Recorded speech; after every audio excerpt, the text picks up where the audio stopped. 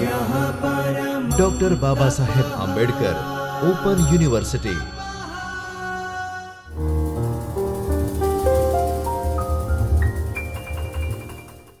नमस्कार विद्यार्थी मित्रों, doctor Baba Saheb Ambedkar open university Ahmedabad के इस चैतन्य स्टूडियो से मैं डॉक्टर राखी जैन, असिस्टेंट प्रोफेसर संस्कृत विभाग, आप सभी विद्यार्थी मित्रों का हार्दिक स्वागत करती हूँ। विद्यार्थी मित्रों, आज हम बीए तृतीय वर्ष संस्कृत के पेपर नंबर SKTM 306 व्याकरण, भाषा विज्ञान एवं अर्थशास्त्र का विभाग 3 भाषा विज्ञान, इसकी इकाई 4 वेद अने अवेस्तानी तुलना, इसका आज हम अध्ययन करने वाले हैं। विद्यार्थी मित्रों, इससे पहले हमने भाषा विज्ञान के अलग अलग महत्वपूर्ण बिंदुओं का अध्ययन किया था, जैसे भारोपीय भाषा परिवार के सतम एवं केंतुम वर्ग, इन सभी के विषय में हमने अध्ययन किया था। इस विभाग का अंतिम इकाई है वेद अने अवेस्तानी तुलना, अर्थात वैदिक संस्कृत और अवेस्ता भाषा के मध्य इस इकाई में तुलना के संबंधित अध्ययन हम करेंगे कि इन दोनों के बीच में क्या समानता है और क्या विषमताएं हैं। अर्थात वैदिक संस्कृत और अवेस्ता भाषा, इन दोनों में कुछ समानताएं भी है और कुछ विषमताएं, यानी कुछ उनमें अलग अलग भेद भी है, तो उसके विषय में हम बात करेंगे। वैदिक संस्कृत और अवेस्ता पहले क्या है वो जान लेते हैं कि भारत की प्राचीनतम भाषा है संस्कृत, और इसका प्रमाण हमें कहाँ से मिलता है? वैदिक संस्कृत वाङ्मयों में देखने को मिलता है। अर्थात वैदिक संस्कृत के जो महत्वपूर्ण ग्रंथ हैं, जो प्राचीन ग्रंथ है, उसमें हमें इस चीज़ का प्रमाण देखने को मिलता है कि भारत की प्राचीनतम भाषा संस्कृत है। इसके बाद ईरान की प्राचीनतम भाषा है अवेस्ता। भारत की प्राचीनतम भाषा है संस्कृत और ईरान की प्राचीनतम भाषा है अवेस्ता। इसी कारण जो ईरान के लोग हैं वे अपने धर्म ग्रंथ को क्या कहते हैं? अवेस्ता के नाम से भी कहते हैं। अर्थात उन्होंने अपनी भाषा के नाम पर ही अपने ग्रंथ का नाम रखा है अवेस्ता। अवेस्ता जो है वो अवस्था शब्द से बना है, जिसका अर्थ है व्यवस्थित एवं परिनिष्ठित रूप। तो वैदिक संस्कृत है भारत की प्राचीनतम भाषा और अवेस्ता कहाँ की है? ईरान की प्राचीनतम भाषा है। अवेस्ता ग्रंथ की जो भाषा, शब्दावली, रचना, छंद योजना, पदावली, ये सभी कैसी है? वैदिक मंत्रों के समान है। अर्थात अवेस्ता और वैदिक संस्कृत, इन दोनों में क्या समानता है कि जैसे वैदिक मंत्रों की भाषा है, वैदिक मंत्रों की शब्दावली है, छंदो योजना है, वैदिक मंत्रों की पदावली है, वैसे ही अवेस्ता भाषा में भी देखने को मिलता है। अर्थात दोनों में एक तरह से साम्य है। और इस प्रकार व्याख्या सहित ईरानी धर्म ग्रंथों को हम क्या कहते हैं? जेंदावेस्ता।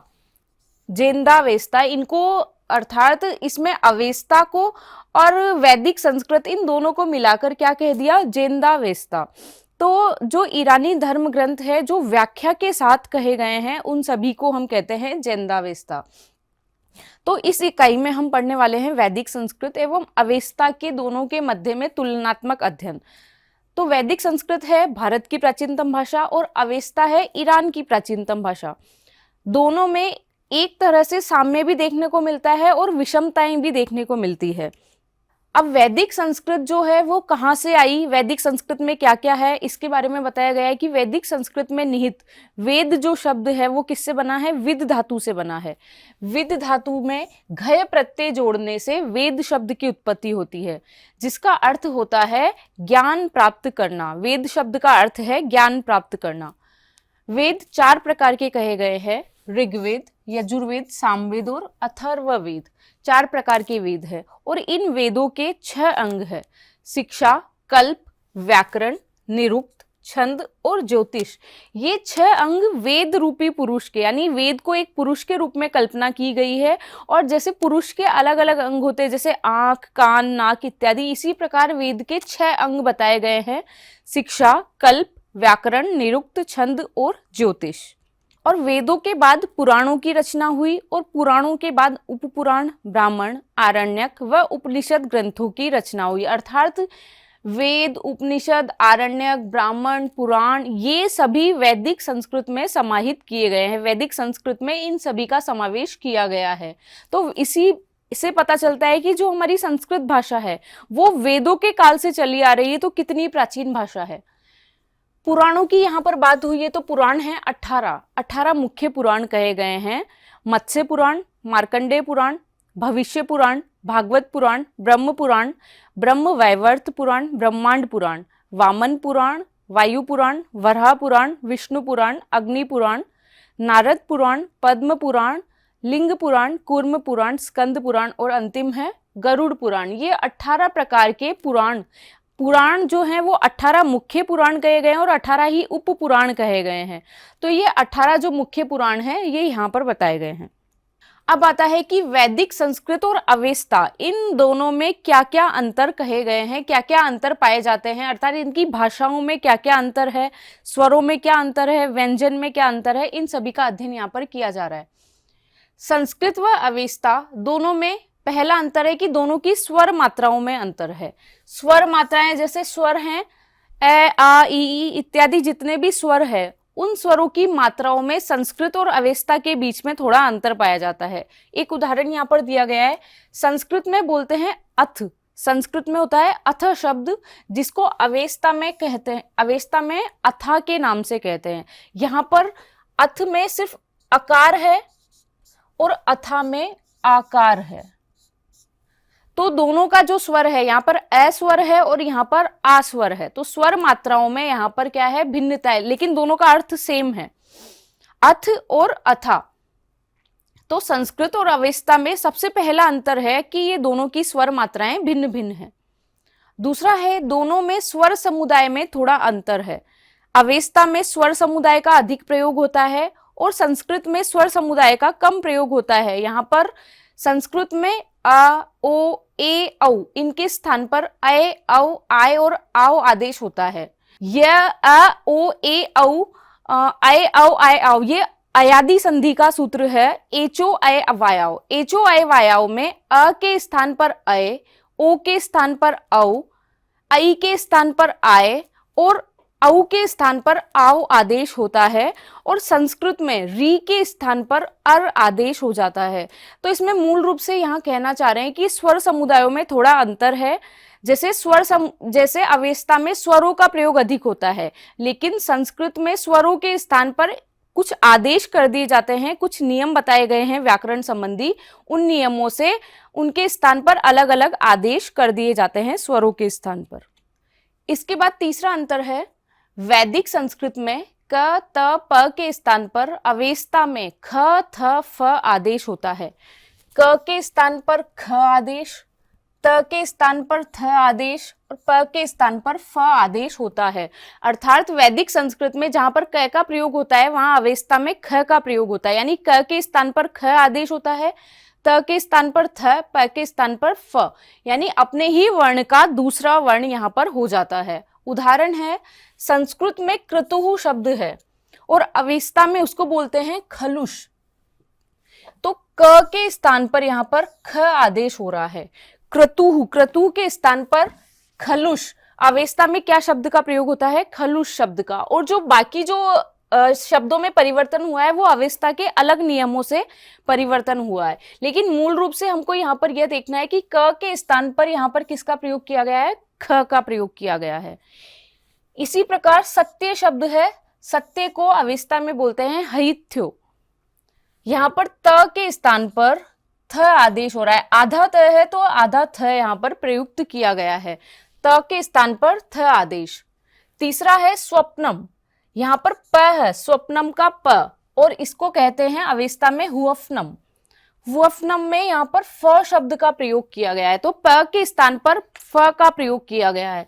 जैसा नियम में बताया है कि क के स्थान पर ख, त के स्थान पर थ और प के स्थान पर फ आदेश हो जाता है अवेस्ता में। तो संस्कृत और अवेस्ता में मूल अंतर यह हुआ कि जितने भी क, त और प का जहां पर प्रयोग होगा तो अवेस्ता में वहां पर ख, थ, फ आदेश हो जाएगा। अगला अंतर है वैदिक संस्कृत में घ, ध, भ के स्थान पर अवेस्ता में ग, द, ब आदेश होता है।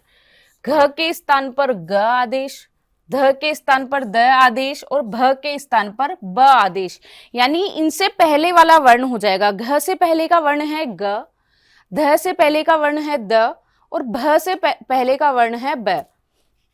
अपने ही वर्ण का जो यहाँ पर चौथा वर्ण प्रयुक्त है उसकी जगह यहाँ पर तीसरा वर्ण का आदेश हो गया है, तीसरा वर्ण का प्रयोग किया गया है। किसमें? अवेस्ता में। वैदिक संस्कृत में जो घ ध भ है उसके स्थान पर ग द ब आदेश होता है।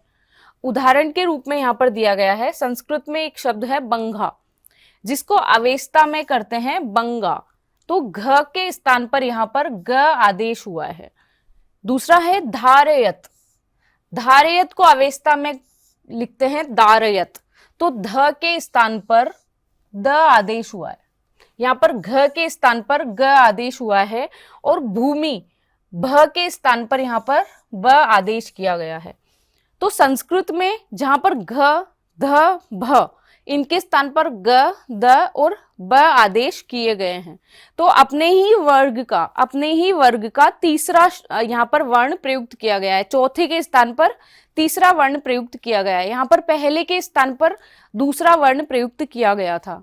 तो वैदिक संस्कृत और अवेस्ता यानी संस्कृत में और अवेस्ता में मूल रूप से क्या अंतर है कि जहां पर क त प है वहां पर ख त फ हो जाएगा, और जहां पर घ ध भ है वहां पर ग द ब आदेश हो जाएगा। इसके बाद है वैदिक संस्कृत में स के स्थान पर अवेस्ता में ह आदेश हो जाता है। जहां पर संस्कृत भाषा में हम स वर्ण का प्रयोग करते हैं, अवेस्ता में उसके स्थान पर क्या आदेश हो जाता है? ह आदेश हो जाता है। जैसे संस्कृत में शब्द है सिंधु, सिंधु में स के स्थान पर क्या आदेश होगा? ह आदेश होगा, जिसको अवेस्ता में हिंदू बोलते हैं। संस्कृत में सिंधु शब्द है, उसको अवेस्ता में हिंदू कहा जाता है। दूसरा है असुर, स के स्थान पर ह आदेश किया गया है अहुर, स के स्थान पर ह। सोम, यहां पर भी स के स्थान पर है होम। सप्ताह, यहाँ पर स के स्थान पर ह आदेश करके और प के स्थान पर फ आदेश किया गया है हफ्ता, हफ्ता यहाँ पर हम कहते हैं अवेस्ता में और संस्कृत में होता है सप्ताह। तो स के स्थान पर यहाँ पर इस नियम के अनुसार जहां भी स का प्रयोग किया गया है, स के स्थान पर अवेस्ता में कौन सा शब्द हो जाता है? ह अक्षर का प्रयोग हो जाता है। सिंधु का हिंदू बन गया। उसी प्रकार यहाँ पर अन्य उदाहरण दिए गए हैं। इसके बाद है वैदिक संस्कृत में ह के स्थान पर अवेस्ता में ज आदेश होता है। यहाँ पर स के स्थान पर तो है आदेश था, और जहां पर है का प्रयोग किया जा रहा है वैदिक संस्कृत में, तो है के स्थान पर अवेस्ता में क्या करेंगे? ज वर्ण का प्रयोग करेंगे। जैसे हृदय, संस्कृत में शब्द है हृदय, हृदय में ह के स्थान पर क्या आदेश हो गया? ज, तो अवेस्ता में कहते हैं जहृदय। इसी प्रकार हस्त, हस्त में है के स्थान पर ज आदेश होकर जस्त, अवेस्ता में हस्त को क्या बोलेंगे? जस्त बोलते हैं, और हृदय को जहृदय बोलते हैं। तो यहाँ पर बताया गया है कि जहां पर स वर्ण है अवेस्ता में उसके स्थान पर ह आदेश हो जाएगा, और जहां पर वैदिक संस्कृत में ह शब्द का प्रयोग किया गया है, ह वर्ण का प्रयोग किया गया है, उसके स्थान पर अवेस्ता में ज आदेश हो जाएगा। इसके बाद है वैदिक संस्कृत में जहां पर श्व का प्रयोग किया जाता है, श्व शब्द का, श्व के स्थान पर अवेस्ता में कौन सा आदेश हो जाता है? स्प आदेश हो जाता है। श्व के स्थान पर सीधा सीधा स्प आदेश हो जाएगा। कैसे? विश्व शब्द है, विश्व शब्द संस्कृत में यहाँ पर दिया गया है, जिसको अवेस्ता में क्या बोलते हैं? विस्प, श्व के स्थान पर स्प आदेश हो गया। सीधा सीधा यहाँ पर श्व के स्थान पर स्प आदेश कर दिया गया है। उसी प्रकार अश्व है, अश्व में श्व के स्थान पर अस्प, स्प का प्रयोग करके अस्प शब्द बना। तो संस्कृत में जहां पर श्व शब्द का प्रयोग किया गया है, अवेस्ता में उसके स्थान पर स्प आदेश हो जाता है। विस्प, अस्प, जिसको संस्कृत में क्या बोलते हैं? विश्व, अश्व इत्यादि। अगला नियम है वैदिक संस्कृत में अनुनासिक वर्ण कितने कहे गए हैं? 5 अनुनासिक वर्ण कहे गए हैं। य, म, ग, न, ये 5 अनुनासिक वर्ण हैं। लेकिन अवेस्ता भाषा में अनुनासिक वर्ण कितने कहे गए हैं? 3 अनुनासिक वर्ण कहे गए हैं, य, न और म। यहाँ पर 2 अनुनासिक वर्णों का प्रयोग नहीं किया गया है, य का और न का। ये 2 अनुनासिक वर्ण अवेस्ता में नहीं होते हैं। वैदिक संस्कृत में तो 5 अनुनासिक वर्ण होते हैं, य, म, ग, न, और अवेस्ता में हो गए य, न और म। ये 3 अनुनासिक वर्ण हो गए। इसके बाद है वैदिक संस्कृत में च वर्ग, च वर्ग में 5 वर्ण है, च, छ, ज, झ, य। ये 5 वर्ण हैं, जबकि अवेस्ता में च वर्ग में केवल 2 ही वर्ण होते हैं, च और ज। ये 2 ही वर्णों का प्रयोग होता है। हमारी वर्णमाला में जो च वर्ग होता है, दूसरा वर्ग होता है च वर्ग। च वर्ग में 5 वर्ण होते हैं, च, छ, ज, झ, ञ। अवेस्ता की वर्णमाला में च वर्ग में सिर्फ 2 ही वर्ण होते हैं, च और ज। बाकी के 3 वर्ण उसमें नहीं होते हैं। और हमने ये पहले ही पढ़ लिया था कि ये अनुनासिक वर्ण जो है वो अवेस्ता में नहीं होता है। वैदिक संस्कृत में ट वर्ग में 5 वर्ण होते हैं, ट, ठ, ड, ढ, ण। ये 5 वर्ण होते हैं वैदिक संस्कृत में, जो हमारी सामान्य संस्कृत है उसमें। परंतु अवेस्ता में पूरे ट वर्ग का ही अभाव होता है, ट वर्ग के कोई वर्ण नहीं होते हैं। हमने यहां भी देखा था कि ण ट वर्ग का ही है, जो अवेस्ता में अनुनासिक वर्णों में काउंट नहीं होता है। तो वैदिक संस्कृत में, हमारी सामान्य संस्कृत में ट वर्ग, जो तीसरा वर्ग है, क वर्ग, च वर्ग और तीसरा है ट वर्ग। ट वर्ग में 5 वर्ण हैं, ट, ठ, ड, ढ, ण। जबकि अवेस्ता में ट वर्ग का ही संपूर्णतया अभाव पाया जाता है। इसके बाद है वैदिक संस्कृत के ल वर्ण के स्थान पर अवेस्ता में कौन से वर्ण का प्रयोग होगा? र वर्ण का। अर्थात वैदिक संस्कृत में जहां पर ल वर्ण का प्रयोग किया गया है, अवेस्ता में उसके स्थान पर र वर्ण का प्रयोग कर दिया जाता है। इसके बाद है वैदिक संस्कृत के अंतिम स्वर को अवेस्ता में दीर्घ स्वर का आदेश होता है। अर्थात वैदिक संस्कृत में जैसे कोई भी शब्द है, शब्द का जो अंतिम स्वर है, उस स्वर को अवेस्ता में जब बोलेंगे, अवेस्ता भाषा में, वो स्वर कैसा हो जाएगा? दीर्घ में परिवर्तित हो जाएगा, दीर्घ स्वर में परिवर्तित हो जाएगा। चाहे वो अ हो तो आ हो जाएगा, छोटी ई हो तो दीर्घ ईकार हो जाएगा, एकार है तो ऐकार हो जाएगा, ओकार है तो औकार हो जाएगा। तो उदाहरण दिया गया है असुर। असुर शब्द को अवेस्ता में अहुरा, यहाँ पर र जो वर्ण है यह ह्रस्व वर्ण है, इसको रा यानी दीर्घ आदेश हो गया, अहुरा। और हमने पहले ही पढ़ा था कि स के स्थान पर क्या आदेश हो जाता है? ह आदेश हो जाता है। तो असुर को अवेस्ता में क्या बोलते हैं? अहुरा बोलते हैं। इसी प्रकार असी, संस्कृत का शब्द है असी। असी को अवेस्ता में क्या कर दिया? अही। यहाँ पर ह्रस्व इकार है, जिसको क्या कर दिया? दीर्घ इकार बना दिया, और स को ह आदेश होकर अही शब्द यहाँ पर बनता है। तो संस्कृत में हम बोलते हैं असुर और अवेस्ता में बोलेंगे अहुरा। इसी प्रकार संस्कृत में बोलते हैं असी और अवेस्ता में क्या बोलेंगे? अही। दोनों का अर्थ सेम ही है। अंतिम अंतर है वैदिक संस्कृत और अवेस्ता का। अंतिम अंतर है वैदिक संस्कृत के जो निपात है, उनके स्थान पर अवेस्ता में दीर्घ आदेश हो जाता है। जो निपात है, जिन जिन निपात में ह्रस्व का प्रयोग किया गया है, उन निपात के स्थान पर दीर्घ आदेश हो जाता है अवेस्ता में। जैसे संस्कृत का एक निपात है वैदिक संस्कृत का नु, इव, न, चित, नु, ये सभी निपातों का प्रयोग किया जाता है वैदिक संस्कृत में। तो नु, संस्कृत में नु निपात के स्थान पर अवेस्ता में क्या प्रयोग हो गया? नु, दीर्घ उकार यहाँ पर आदेश हो गया। हमने यहाँ पर पढ़ा है कि निपात जहां पर होगा उसको क्या होगा? दीर्घ आदेश हो जाएगा। तो यहाँ पर ह्रस्व उकार को दीर्घ उकार आदेश हो गया। इसी प्रकार प्रनिपात है, जिसको अवेस्ता में बोलते हैं फ्रा। प्र को फ्रा बोलते हैं। यहाँ पर भी फ्रा, यहाँ पर आकार का प्रयोग होने के कारण यहाँ पर भी क्या हो गया? दीर्घ आदेश हो गया।